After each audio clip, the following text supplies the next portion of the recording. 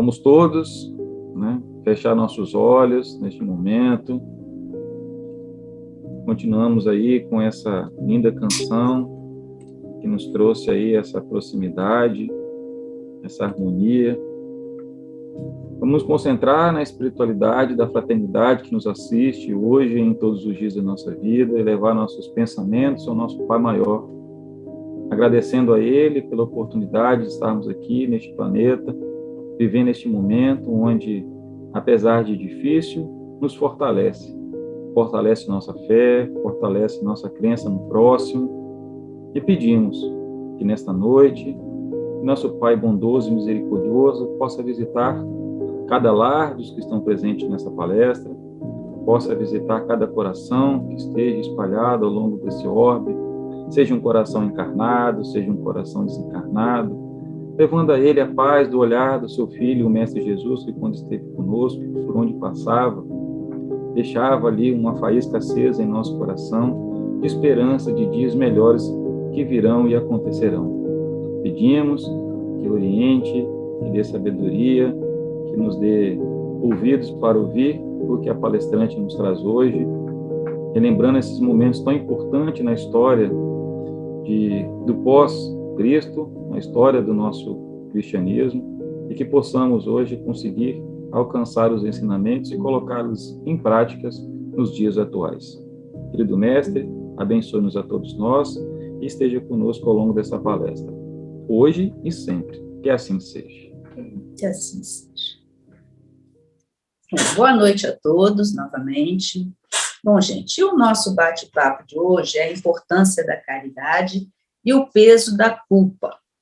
Bom, a gente vai extrair um pouquinho, né, como a gente tem feito sempre, no caso hoje, o final do capítulo 4 e o início do capítulo 5. Então, gente, eu fiz assim, um resuminho, sem ler ali a Bíblia, né, eu fiz um resuminho aqui, só para a gente entender o que esse capítulo diz a nós. Então, eu vou ler aqui. Nesses capítulos, foram abordados o senso de comunidade que os apóstolos viviam com a multidão de fiéis. Entre eles, não havia propriedade particular. Tudo era partilhado entre eles. Ninguém passava necessidade, porque aqueles que tinham propriedades vendiam e traziam o dinheiro e entregavam aos apóstolos. E esse era distribuído de acordo com as necessidades de cada um. Porém, um homem chamado Ananias e sua esposa Safira venderam uma propriedade e não entregaram todo o dinheiro aos apóstolos. Nesse momento, Pedro questionou a Ananias por que ele estava mentindo e disse que ele poderia mentir aos homens, mas não a Deus. E ao ouvir isso, Ananias morreu. Mais tarde, a esposa de Ananias veio saber o que havia acontecido e foi questionada por Pedro da mesma forma. E assim como Ananias, ela também mentiu e morreu. A vida seguiu e os apóstolos continuaram o seu trabalho de pregação e cura, e cada vez mais homens e mulheres aderiam ao Senhor pela fé. Isso está na Bíblia. Bom? Bem, gente, nessa passagem, ela, e em tantas outras também, né, elas sempre nos trazem como que a cada dia os apóstolos, eles se fortaleciam naquele caminhar deles, naqueles trabalhos deles, apesar de toda uma perseguição que eles tinham, né, que sofriam por parte daqueles que os condenavam. Mas o trabalho deles era muito fervoroso. E a fé que eles tinham, eles conseguiam transmitir para essas pessoas um conforto e um senso de justiça muito grande. E como eles viviam em comunidade, e alguns desses adeptos, aqueles que possuíam mais recursos, né, mais bens, esses vendiam essas propriedades para poder auxiliar os apóstolos nessa sua jornada, que era, de certa forma, né, como foi dito, entregavam a ele o dinheiro para que ele suprisse as necessidades dessa comunidade. E assim eles iam exercitando a caridade. Naquele momento da divulgação da palavra, era muito importante que se houvesse a prática, vamos dizer assim, a prática da caridade. Por quê? Era necessário que aquelas pessoas sobrevivessem, né? E era necessário isso, e principalmente que sobrevivesse o trabalho que Jesus tinha dado a esses apóstolos, que era a divulgação desses ensinamentos. Então, todos que estavam ali, eles estavam exercitando o lado espiritual, mas eles também estavam trabalhando o lado material, na questão do apego, da ostentação e de tantas outras coisas que, né, todos nós, assim como eles, também precisavam trabalhar. Mas a gente precisa entender que tudo aquilo era novo, era muito novo para eles. E muitos, verdadeiramente, desejavam a mudança. Só que mudar é trabalhoso e precisa-se sempre de muita determinação. Não era diferente de lá para cá, não é assim? E foi isso, gente, que aconteceu com a Safira e o Ananias.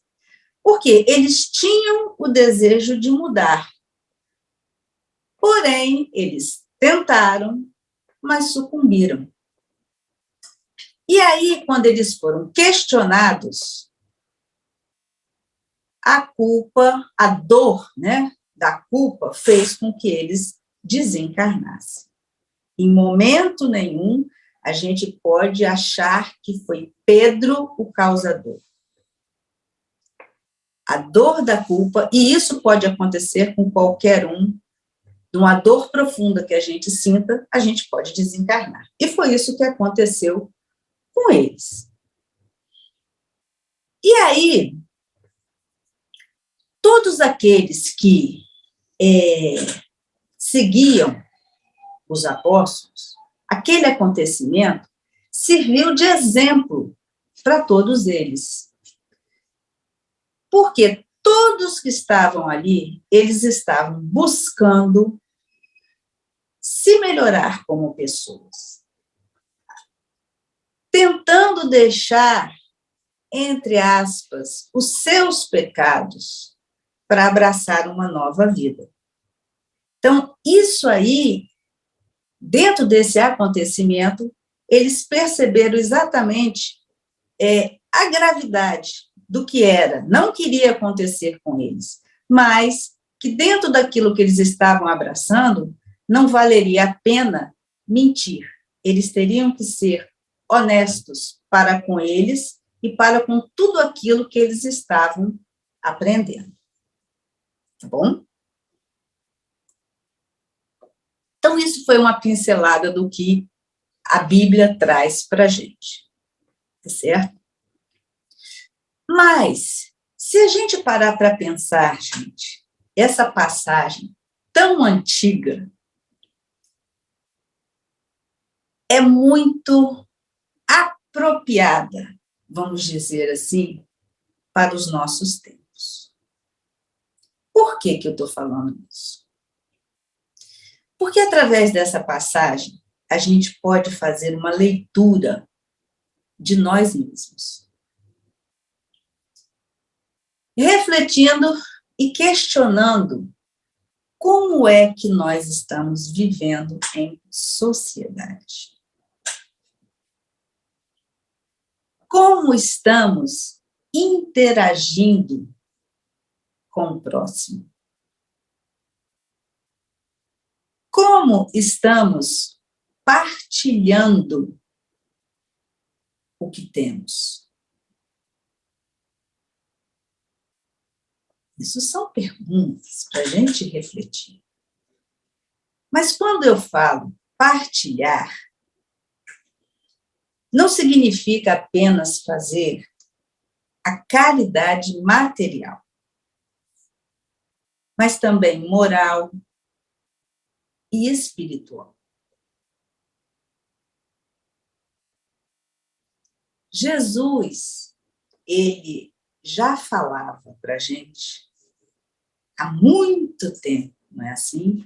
É dando que se recebe. E quando praticamos isso, estaremos, em primeiro lugar, dando a nós mesmos. E muitas vezes a gente se esquece disso. Só que, para a gente sair da nossa zona de conforto, para agirmos em prol do outro, não vai depender, não vai, assim, vamos dizer, não vai requerer de nós somente compaixão, mas também raciocínio para a gente se colocar no lugar do outro. E a partir do momento que a gente começar a fazer isso, colocar-se no lugar do outro, talvez a gente comece a compreender um pouquinho melhor a dor do outro.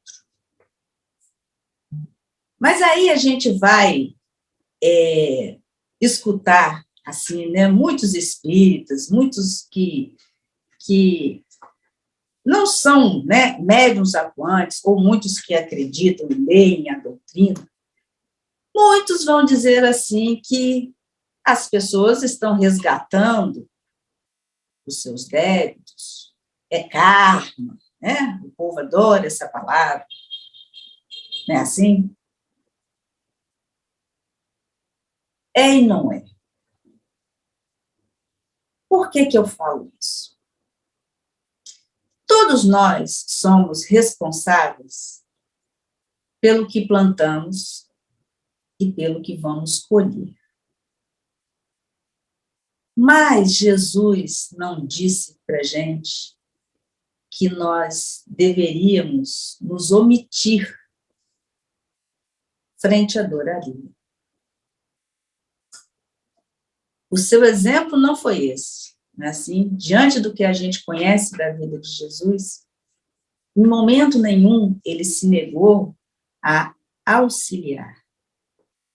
Então a gente precisa compreender que cada um está colhendo aquilo que planta, mas nos omitir é virar as costas, de certa forma, aos ensinamentos que Jesus trouxe para a gente. Então, a gente deve, sim, minimizar o sofrimento do outro. Não abraçando, né, o sofrimento, como a gente fala, trazer para a gente esse sofrimento. Porque quando a gente traz esse sofrimento para a gente vibra na mesma sintonia desse que está sofrendo. E aí a gente acaba não conseguindo auxiliar a esse na medida correta. Como a gente deve auxiliar? Porque a gente se envolve e, às vezes, a gente acaba entrando, muitas vezes, no exemplo da lamúria, que o outro está, né, ali, envolto naquilo, só falando, e a gente se envolve, daqui a pouco é a gente que está se lamuriando. Então, nós temos que olhar sempre a dor do outro e a nossa própria dor de cima, para que a gente possa ter uma visão mais ampla para poder estar auxiliando. Então, quando a gente auxilia, a gente não pode trazer para a gente. A gente pode auxiliar sabendo, sim, que a responsabilidade da construção foi dele, mas a gente pode auxiliar levando caminhos a essa pessoa para que ela possa estar buscando raciocinar, buscando uma forma de sair desse seu problema. Então, nós podemos, sim, minimizar a dor do outro. Tudo bem?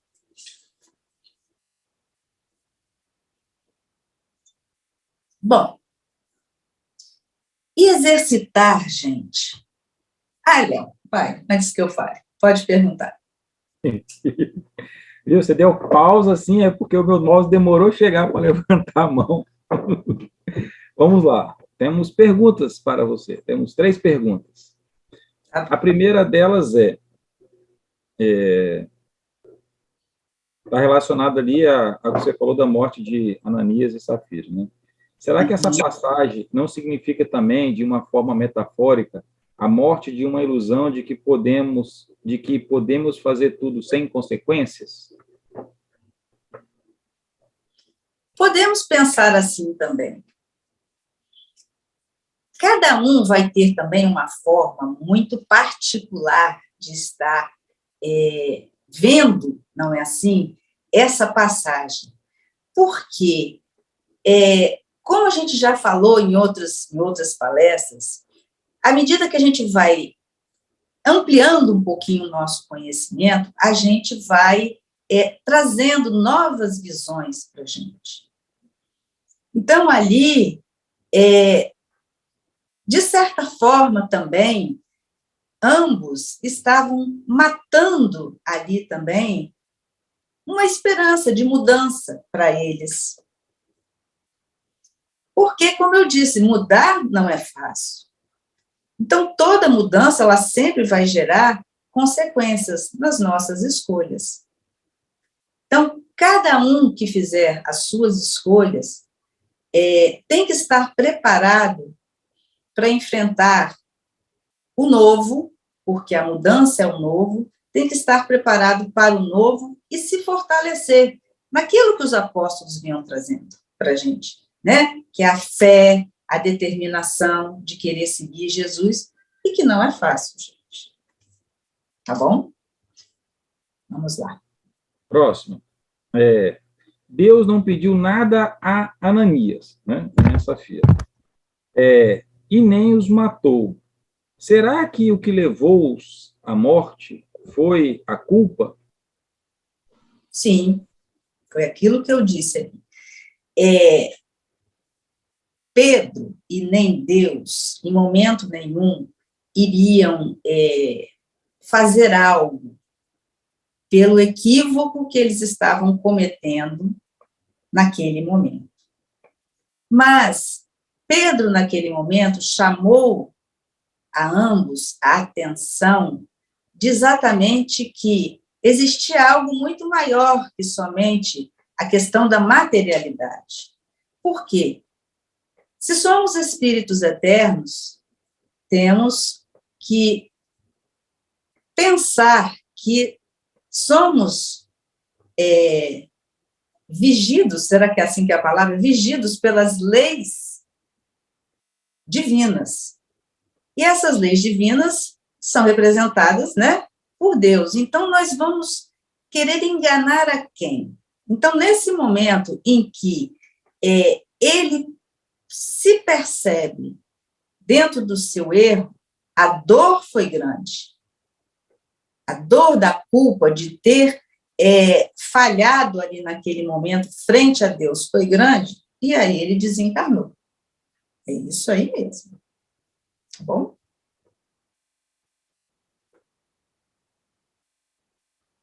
Vamos lá, próximo. E aí a gente sai agora da morte de Ananias, nós vamos lá para o que está falando de caridade. Se tudo pertence a Deus, e se somos todos irmãos, filhos do mesmo Pai, então, quando estamos fazendo caridade, estamos devolvendo a Deus o que é dele e entregando também o que é do meu próximo?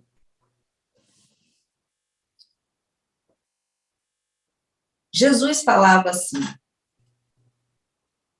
quando você estiver fazendo, não sei se é bem essas palavras, mas é esse sentido, né? Quando você estiver fazendo ao seu próximo, você estará fazendo a mim, não é? Então, em primeiro lugar, a gente tem que lembrar que o nosso próximo, mais próximo, somos nós. E temos que ser caridosos para conosco. Então, quando a gente é caridoso para conosco, nós estamos respeitando a lei divina, que é a lei da conservação. E aí a gente se ampara frente à caridade que fazemos conosco para podermos seguir o nosso caminhar, estando mais prontos para poder auxiliar melhor o nosso próximo. Então, tudo que a gente faz de caridade, e aí, gente, a gente precisa entender que caridade, cada um vai fazer da maneira que sabe fazer. A caridade, ela é levada a Deus também, assim como ao nosso próximo. Isso aí, como a gente brinca, né? A gente ganha os nossos bônus horas quando a gente age frente ao nosso próximo com respeito e com amor. Tá bom? Mais alguma, Léo? Não, senhora, pode seguir. Tá bom, então.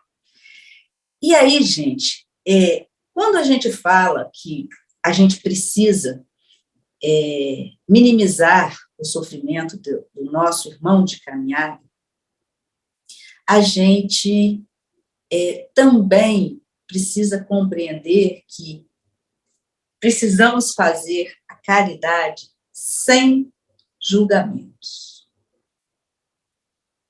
Porque muitas vezes a gente julga e depois a gente auxilia. Isso aí é algo que nós temos que aprender a não mais fazer isso. Se a gente quer ajudar, a gente precisa ajudar de coração. Não tipo assim, não vou dar esse dinheiro não, porque vai tomar cachaça. Vou comprar um pão se quiser. Não. Muitas vezes a gente fala assim, mas às vezes a cachaça que ele vai comprar vai aquecer o frio que ele passa na rua, numa noite sem cobertor. Então, a gente não sabe, no fundo, o que aquele irmão precisa, qual a necessidade dele. É claro que a gente não vai fazendo assim a reveria, mas está aí um grande exercício para todos nós, que é exatamente tentar fazer a caridade sem julgar. E quando a gente ouve assim essa frase, a caridade é o amor transformado em ação, é verdade, né? Só que, gente, estamos aprendendo a amar. E, consequentemente, a fazer caridade também. Só que o amor, ele precisa ser raciocinado, assim como a caridade.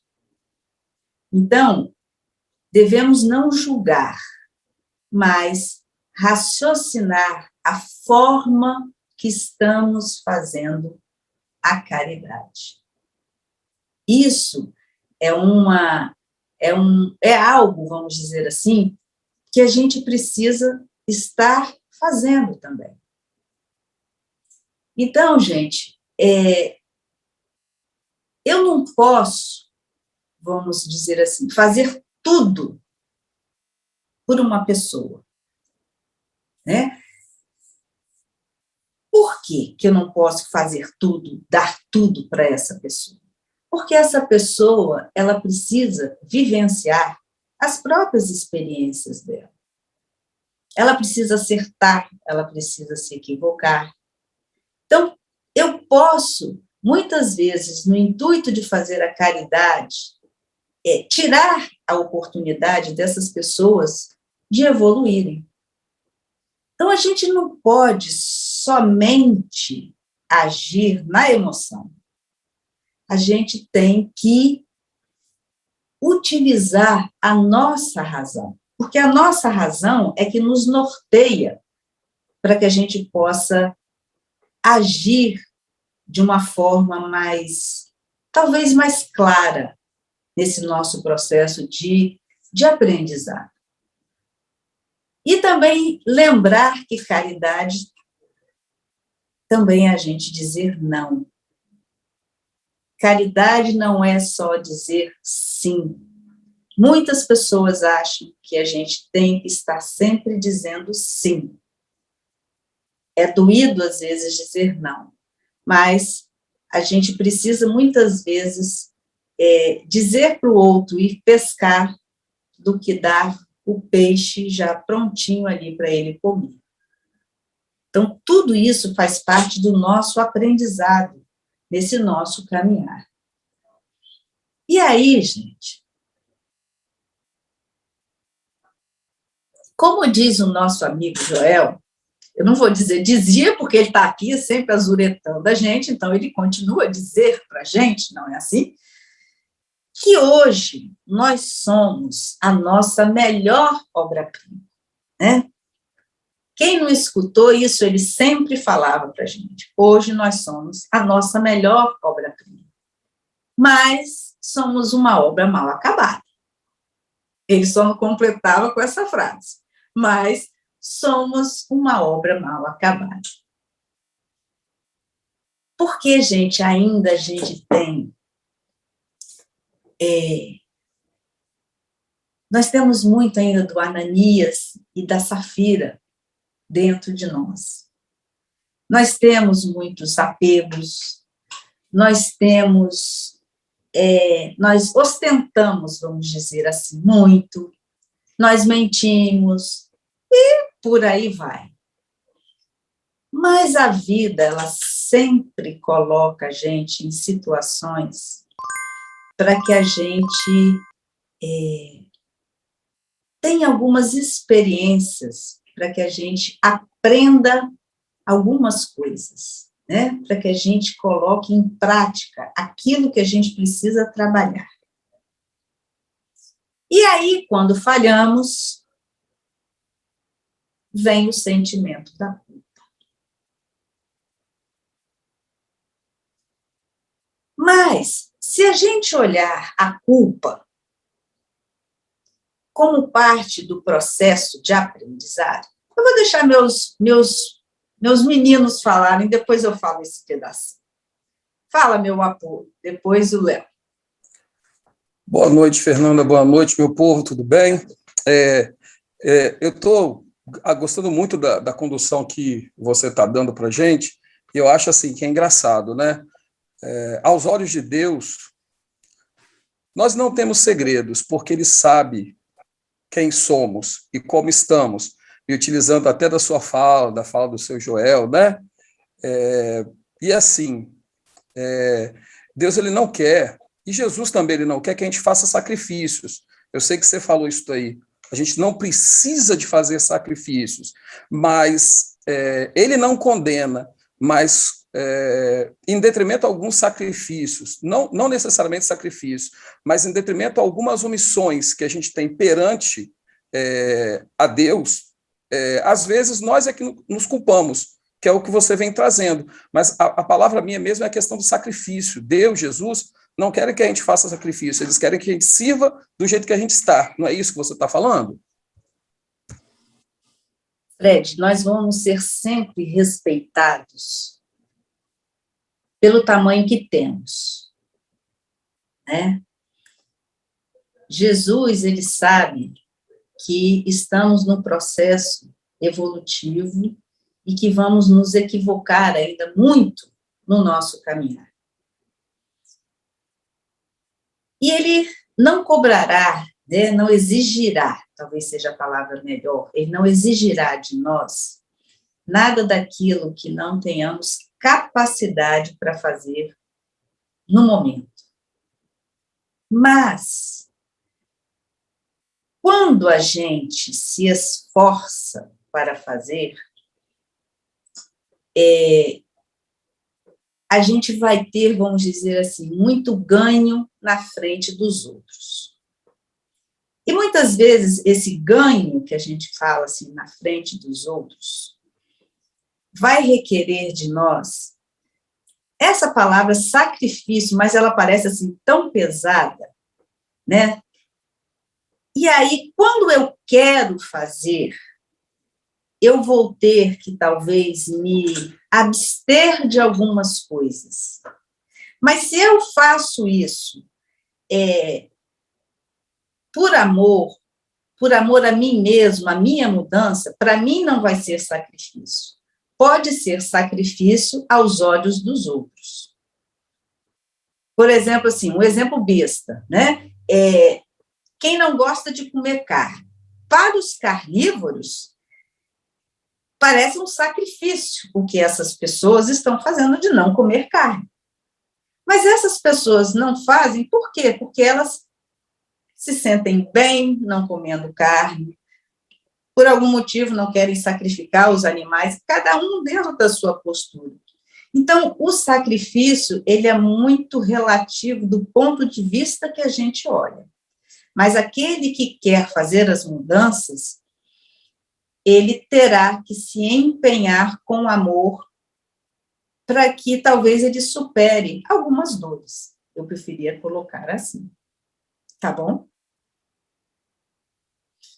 Fala, Léo. Bem,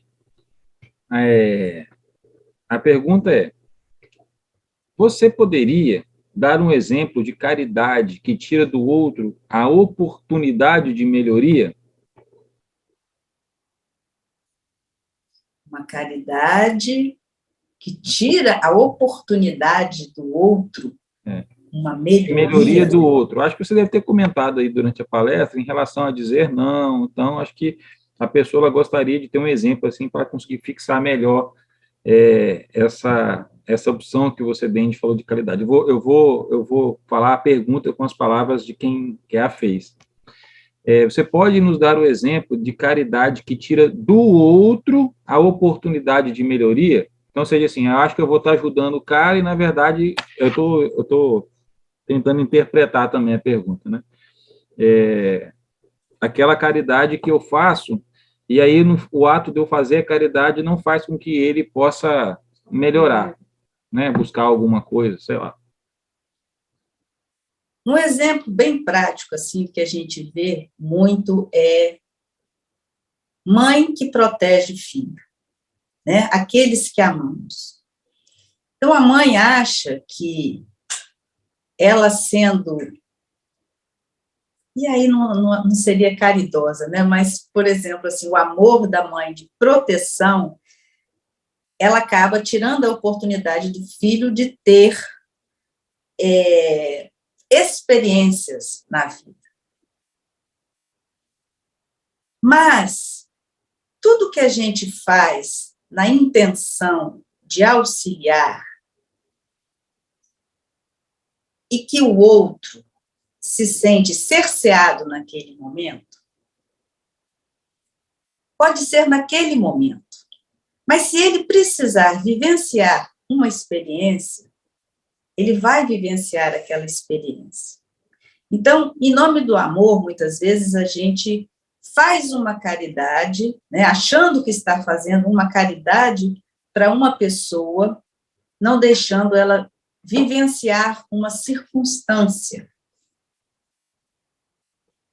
que aquilo poderá fortalecê-la na sua vida mais à frente. Mas só que se essa pessoa precisar experienciar essa experiência, ela vai vivenciar. sem a proteção dessa pessoa. Então, na vida, no nosso caminhar, nós vamos estar sempre colhendo aquilo que plantamos, não é assim? E aí, essa colheita na nossa vida não é uma punição. Essa colheita na nossa vida é simplesmente nós compreendermos aquilo que fizemos. E aí a gente se fortalece para fazer melhor. Então, na vida, quando a gente tem oportunidades de vivenciar o que a vida traz, a gente precisa vivenciar, sim, sem o medo da falha, sem o medo de viver, na verdade. Porque se a gente fica em cima do muro, nós não vamos saber se a gente vai acertar ou não, se a gente vai falhar ou não. E quando falhamos, gente, não é que a gente vai ter sempre o sentimento de culpa. A gente pode falhar e falhei. Olhar, né, como algo natural. Porque aquilo que eu ia começar a falar, porque a falha, gente, ela, vamos dizer assim, ela faz parte do processo de aprendizado. Se não houver a falha na nossa vida, nós não vamos aprender. Então, a culpa, nós estamos nos referindo à culpa, ela faz parte do nosso processo de aprendizado. Mas, se nós ressignificarmos essa palavra culpa, ou seja, a gente dá um outro significado, um outro sentido a essa culpa, a gente pode transformar essa culpa num arrependimento sincero. E aí, quando a gente se arrepende desse algo que a gente fez, a gente pode tomar novos caminhos. Mas se a gente ficar ali, agarrado naquela culpa, a coisa vai se degringolar mais.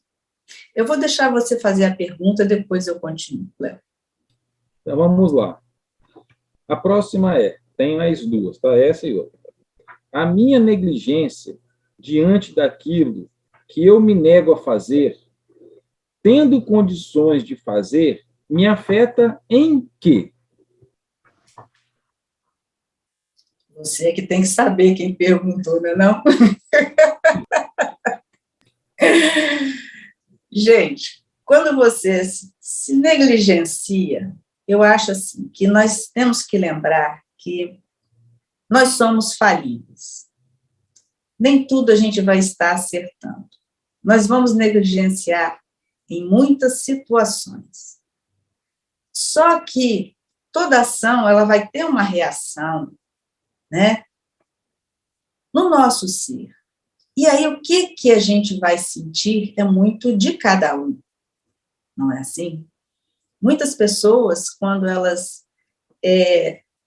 não quero fazer, né, e diz que não quer fazer, e não vou fazer, e fica tranquilo quanto a isso, ótimo.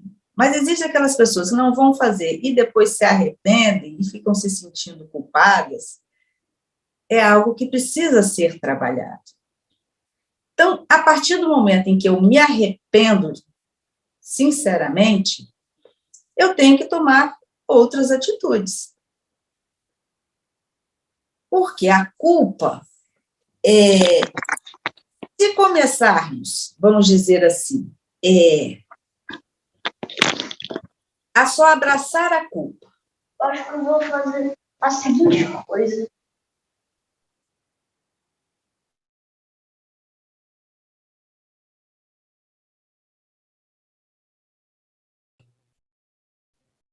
Fernanda, você está no mudo.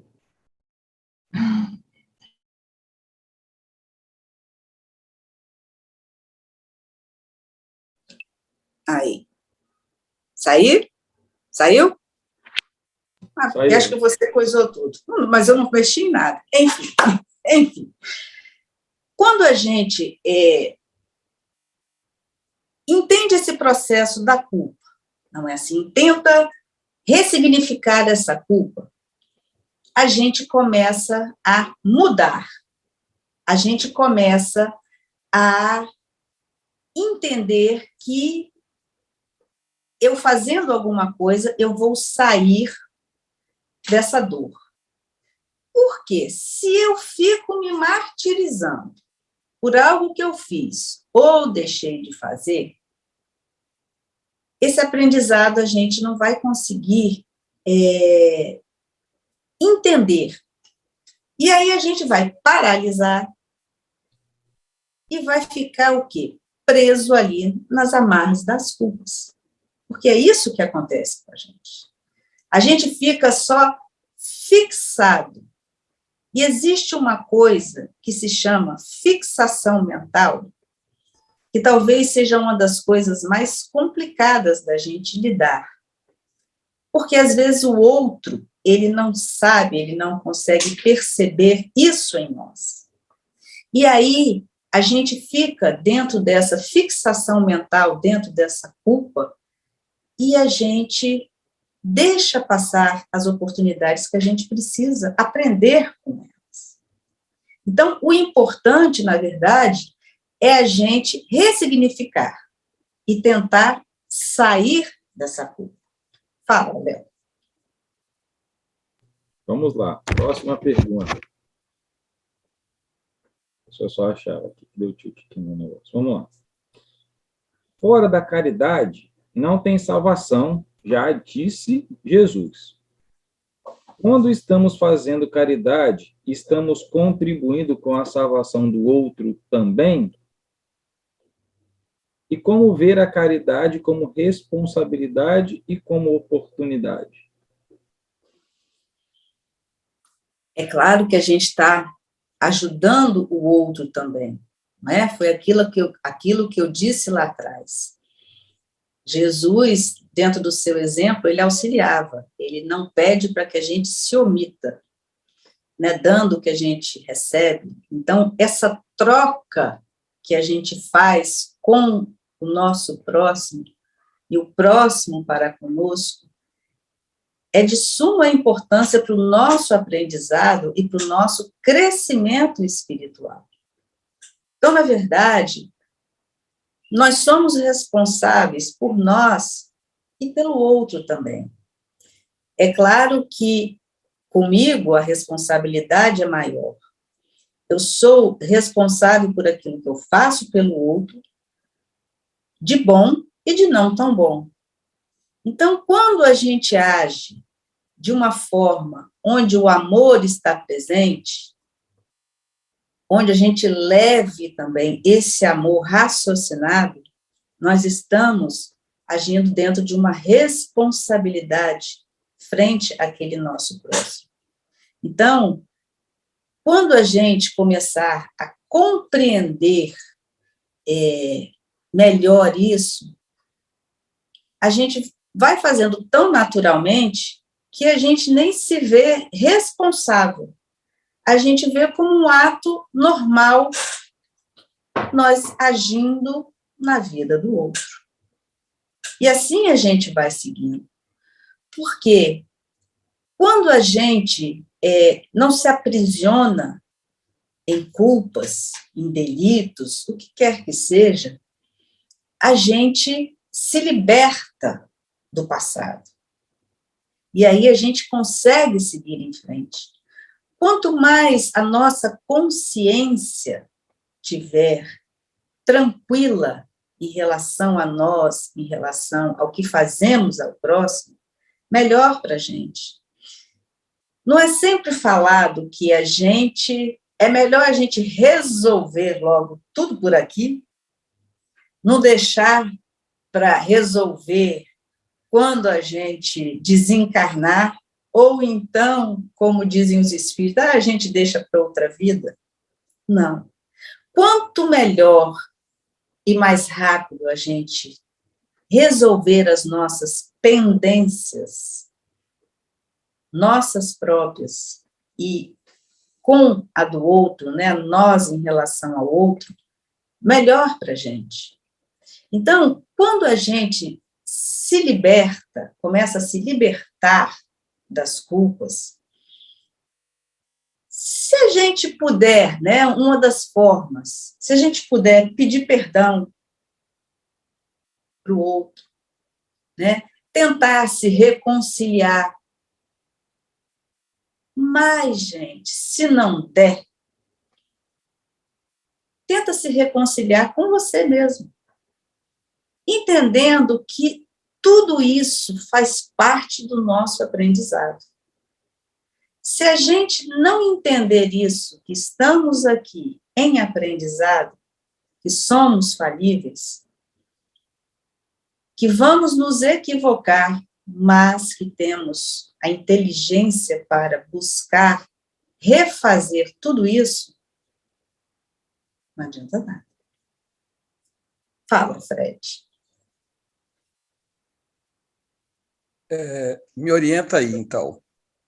Vale a pena, então, é você que vai me direcionar, a gente entender que a caridade ela assume uma condição de responsabilidade a partir do momento que a gente se põe em prática da caridade, né? Porque, exemplo, eu posso me dar como exemplo sem problema nenhum. Quando eu conheci a fraternidade, eu achava a caridade uma coisa assim estranha, criticava não, eu achava engraçado algumas pessoas da casa fazendo essa caridade, que eu não punha em prática, né? Rindo, se sentindo bem. E aí o que está passando é uma vivência minha, que você que vai me direcionar. A partir do momento que eu entrei na fraternidade, comecei a praticar a caridade, mesmo que por obrigação, mas depois fui estudando, fui compreendendo um pouquinho as minhas culpas, como você está falando, tirando esse peso da palavra culpa. Eu hoje consigo observar a caridade como um processo de responsabilidade, não só para com o próximo, mas para comigo mesmo. Porque quanto mais eu exerço em prol do próximo, eu consigo detectar talvez os problemas que ele tem e me ajuda até a resolver, quem sabe, alguns problemas meus. É mais ou menos isso a questão da responsabilidade em relação à questão da caridade? Sim, entenda uma coisa. A gente evolui no nosso processo de fazer caridade, né? Nós estamos evoluindo, então nós também vamos evoluir no processo de fazer caridade.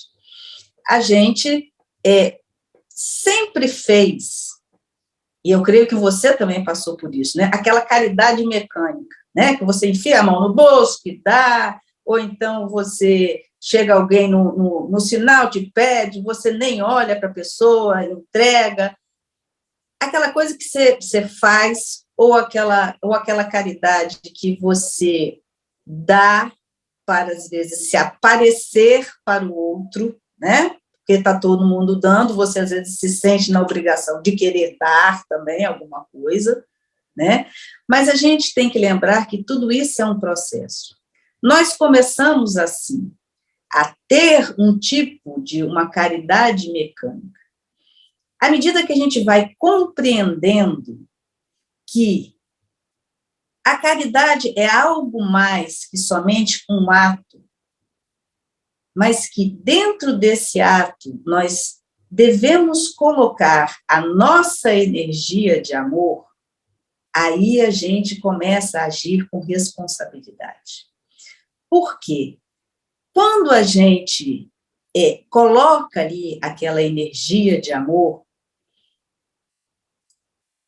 aquele alimento, vamos colocar assim, ele é carregado de energias que vão matar a fome daquele que comeu. Se um pão ele ficaria 1 hora sem fome, talvez a nossa energia ele fique 2 horas sem ter fome.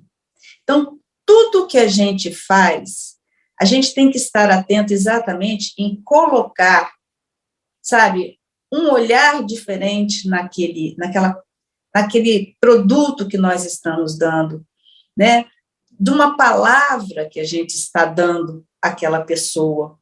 Um pedinte, quando ele vem, às vezes a gente fica com receio, né? Mas por que não escutar aquele pedinte, né? Quando ele te pede, eu queria comer um pão doce. E aí você, né, já julga, está pedindo e ainda está exigindo, né? Assim, você não tem vontade de comer um pão doce, aquele pão cheio de açúcar? Eu adoro aquele pão cheio de açúcar. Por que eu não posso comprar aquele pão cheio de açúcar para aquela pessoa? Sabe, o fato de quando você dá aquele pão ali cheio de açúcar e vê a felicidade naquela pessoa, você se sente feliz. Então, olha a troca como é que é, né? A felicidade vem para a gente também. Então, quando a gente coloca, e aí a gente às vezes sempre fala, né? A Adriana sabe disso, no enxovalzinho de bebê. Você lembra disso, Adriana? Que uma mãe chegou ali, que é dado, é feito com amor, a espiritualidade trabalha aqueles enxovalzinhos todos ali, e que a criança sempre chorava. E quando a mãe botava a roupinha, o bebê parava de chorar. Então, isso não é mentira, isso aí está a Adriana de prova que a própria mãe falou isso. Então, isso assim, são exemplos para a gente ver como que a energia que a gente coloca de amor, num ato, às vezes, tão simples que a gente faz tanta diferença na vida do outro. Então, não é só o dar, né, aquela coisa mecânica. A gente precisa estar atento exatamente para nos educarmos, para estarmos fazendo dessa forma. E aí, depois, isso passa a ser tão natural que é que vai ser igual o coração da gente batendo. Fala. Eu entendi perfeitamente tudo que você falou, né? Mas talvez a minha fala tenha levado alguns colegas a ficarem assim, nossa, mas eu não faço caridade. Gente,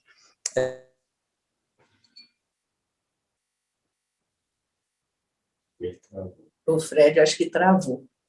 condenar você dar.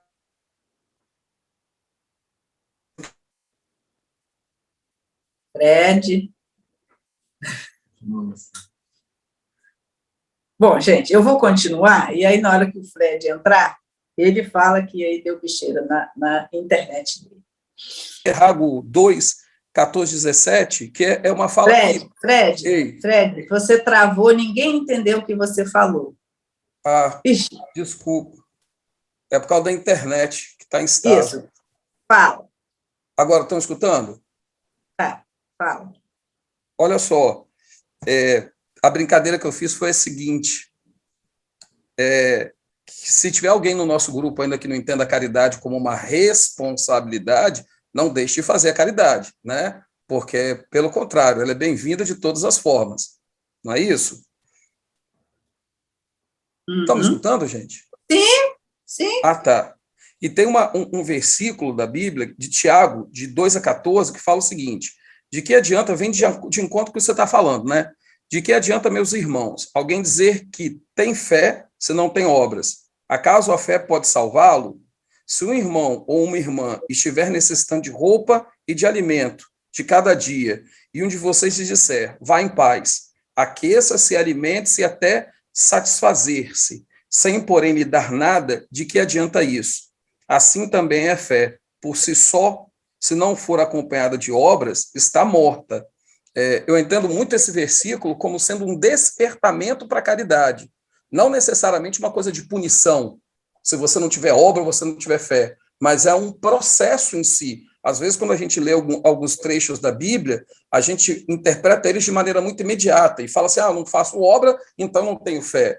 Quando Jesus veio trazer isso daqui, e foi escrito por outras pessoas, ele veio justamente mostrar que nós precisamos de estar em processo de caminhada, né? Desculpa ter falado isso aí, agora você me corrige do jeito que você quiser. A obra enobrece, não é assim? A obra, ela enobrece o ser humano. Então, a gente pode ter fé em várias coisas, não é assim? Mas, no referente a obras, e eu falo assim, agora lembrei do nosso chefe mor, né, que é o Thomas, e que ele fala assim, construam quantas cestas vocês querem, né? Para que a gente tenha fé naquele número, nós vamos lançar né, essa energia de que vamos conseguir, e aí o plano espiritual também nos ajuda. Então, gente, olha, nós vamos precisar de 500 cestas, mais ou menos, para a catedral, tá bom? A fraternidade, ela se compromete sempre com as 150. Então, portanto, vamos vibrar para que a gente consiga isso, não é assim? Arrecadar dinheiro para que a gente consiga isso. Então, quando a gente projeta isso, nós, dentro de um pedido de auxílio que nós estamos fazendo ao alto, e é um pedido onde nós vamos estar levando ao nosso próximo a caridade que a gente deseja fazer, gente, raramente a gente deixa de fazer. Nós somos provas vivas na fraternidade de que tudo que a gente vibra no auxílio ao próximo, a gente consegue. A gente consegue com a ajuda de todos vocês, dos amigos e da espiritualidade, né?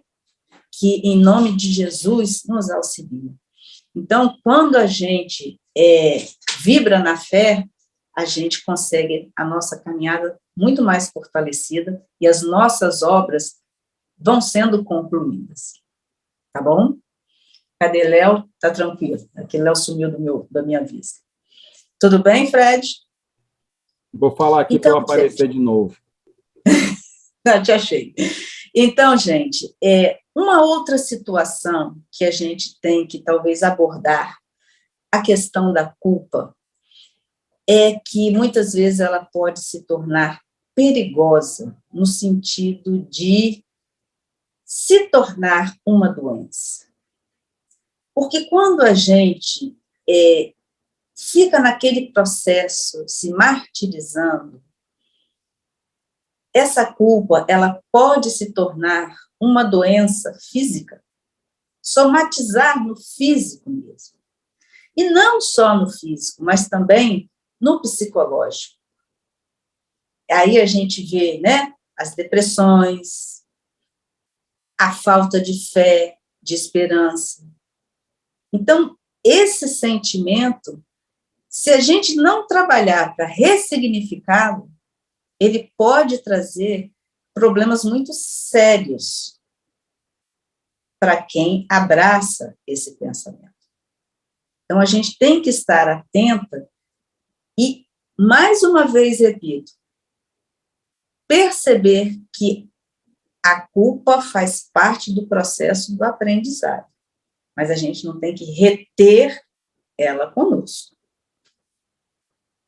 Certo? E aí, uma das coisas que eu também me chamou a atenção é exatamente que eu vi e fez muito sentido. A culpa, ela dói, né? Isso aí é algo que eu acho que todos por um momento passaram, talvez tenham tido esse sentimento, e a culpa dói. E ela dói porque a gente infringe as leis divinas que estão grafadas na nossa consciência. Então, quando ela dói, é porque ela vai de contra tudo aquilo que essas leis que estão em nós dizem para que esse sentimento, né, a gente cutucou ali e feriu. Então, todo sentimento que doer em nós temos que entender que é hora de trabalhar, porque precisamos fazer diferente para que ele não doa em nós. Porque a gente pode não vivenciar todas as leis divinas, ainda estamos longe, mas elas estão em nós, estão ali na nossa consciência, e não tem como a gente fugir disso. Então, ela vai ficar ali nos alertando aquilo que a gente precisa mudar nesse nosso processo. Então, a partir do momento em que a gente for amadurecendo espiritualmente, nossos sentimentos, eles serão mais aprimorados, serão mais nobres. Mas nós vamos ter que aprender a lidar com as nossas dificuldades.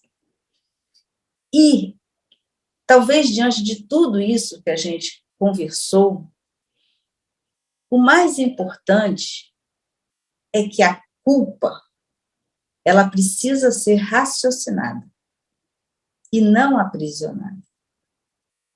Porque qualquer sentimento menos nobre, vamos dizer assim, que a gente abrace, né, se aninhe a ele vai trazer muito sofrimento para a gente. E Deus não quer isso para a gente. Ele quer que a gente cresça, que a gente evolua, aprendendo com a dor, mas não ficar sofrendo o tempo inteiro com ela. Então, nesse nosso bate-papo de hoje, eu queria muito que vocês prestassem atenção naquilo que eu disse, naquelas perguntas que eu fiz logo no início. Como é que nós estamos lidando com a sociedade? Como é que eu estou interagindo com o meu próximo? Como é que eu estou partilhando o que eu tenho com o próximo?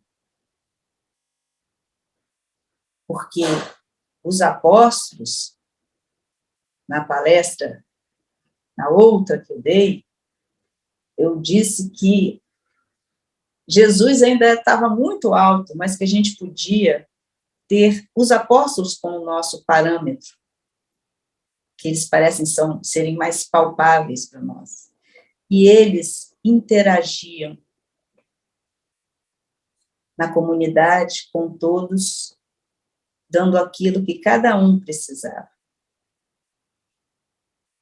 E nós precisamos, talvez, nos esforçar um pouco mais para que a gente possa fazer mais pelo nosso próximo, inclusive por nós mesmos.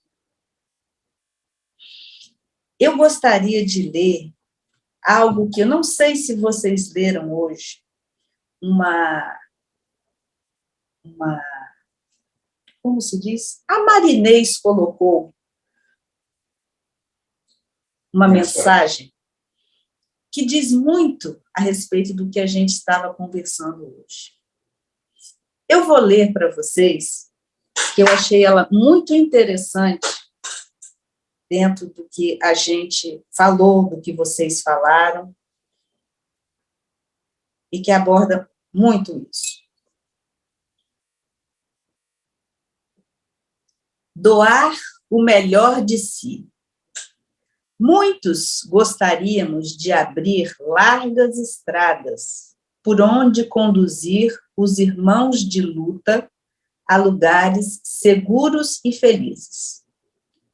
Mas nos sentimos pequenos para tão grande empreendimento. Desejaríamos ser faróis potentes a clarear a realidade da maior da vida, dando a visão ao que realmente é importante. Mas nossa capacidade de iluminar ainda é restrita. Gostaríamos de fazer algo em benefício do que nos rodeia e enxergam menos que nós, mas também nossa visão é limitada. Se ficarmos nos detendo na análise das dificuldades, nada realizaremos. Sempre haverá uma possibilidade, desde que a vontade seja a mola propulsora e o ânimo interior não esmoreça. O semeador da seara de Jesus não se permite o abatimento frente à importância do trabalho à sua espera.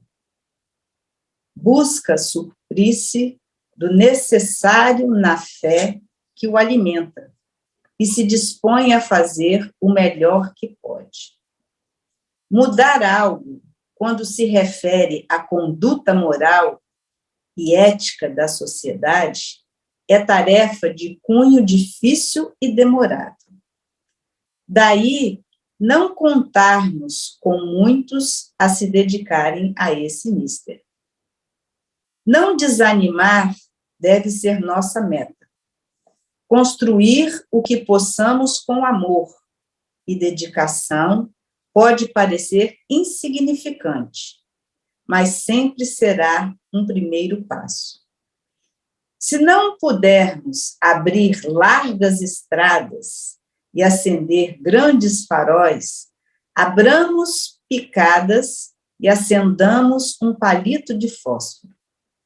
Não podemos mudar a sociedade, mas podemos colaborar dentro de nossas possibilidades. Não nos importe o registro dos anais da história, apenas a tranquilidade interior de termos feito nossa parte. Se não podemos construir uma escola, podemos agrupar crianças sobre uma árvore, e lhes narrar histórias edificantes. Se não temos condições de alimentar uma família, podemos ensinar-lhes a fazer uma horta no quintal. Se não podemos adotar uma criança, podemos apadrinhá-la, auxiliando-nas nas necessidades maiores. Se não temos todo o tempo disponível, podemos separar uma hora do dia ou da semana para auxiliar-nos em uma instituição de amparo ao idoso ou à criança. Se não podemos nos responsabilizar o tempo todo por alguém acamado, podemos visitá-lo em uma vez por semana, oferecendo-lhe nossa solidariedade. Jesus iniciou o seu ministério no mundo sem alardes. Atendeu aos doentes mais próximos, suavizando seus sofrimentos e inquietações mais prementes. Utilizou a palavra como instrumento principal, renovando ideias. Inspirou sentimentos de amor como verdadeiro caminho para alcançarmos a paz. Nunca se deixou envolver pelas paixões do mundo. Foi abrindo estradas de esperança nos corações dos homens e mulheres que o seguiam. Levava a alegria aos revoltados e indiferentes.